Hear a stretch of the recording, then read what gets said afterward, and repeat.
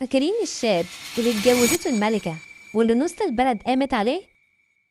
خلوني بقى أقول لكم الأسماء اللي ما قلتش عليها في الجزء الأول. الملكة دي هي كليوباترا السبعة، آخر ملكات مصر، والست اللي كانت جمالها وعقلها عاملين ضجة مش طبيعية. أما الشاب اللي قلبها مال ليه واللي بسبب علاقتهم قامت حروب ودول اتقسمت، فهو ماركو أنطونيو، القائد الشاب اللي كان أصغر منها واللي ساب روما كلها علشانها.